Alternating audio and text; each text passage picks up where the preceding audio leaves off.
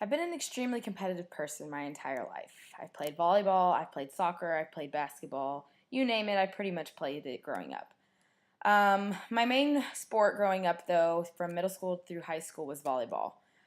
When I entered middle school, I knew that it was going to be competitive throughout my middle school and high school years, so I decided with my parents that I was going to play club volleyball, and I joined a club near my house and began playing outside of my middle school team. So, seventh grade came, tried out for the team, made the team, and was played through my eighth grade year. And I would say I was about amongst the top three best players in my middle school. So I was used to being recognized as playing as a great player, getting all the playing time as a starter. And so, freshman year of high school came, and I tried out for the team, and I made junior varsity as a freshman, which was a pretty big deal. I was one of three freshmen who made the junior varsity team, and I continued to play junior varsity ball through my sophomore year. Within those 2 years, I was a starter. I got maximum playing time, and I was recognized as being a great player.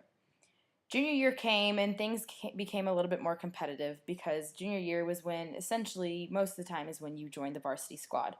So I tried out, made the varsity squad, but I saw a decline in my playing time. I wasn't a starter anymore. And towards the middle of the season, I began to be very down on myself. I was very upset that I wasn't getting playing time. And so it really took a toll on me. I considered quitting multiple times. And, I would talk to my coach about it, and she basically would tell me, Monica, you really have to step it up. There's girls that are beating you out. They beat you out for your spot, and that's on you if you want to get it back. So there were many times where I got very down on myself. Like I said, I considered quitting. I would come home to my parents and cry about, how I wasn't getting playing time. So I knew I had to do something about it. So after junior year, I decided, okay, before my senior year, I want to play. I want to have a starting position. I want to have maximum playing time, and that was important to me. So after my junior year, the summer before my senior year, I spent those 3 months just really, really dedicating myself to my workouts, to getting myself in the gym every day. I took private lessons. I did specific volleyball games for my position as a libero, and I worked really hard that summer. So when tryouts came along in August, I felt really good about myself. I felt really on top of my game. I felt really in shape. And my coach definitely saw it. She talked to me. She told me that she was very impressed with my performance. And with our first few scrimmages before the actual season started, I really proved myself. My game had improved drastically, and my coach was very impressed.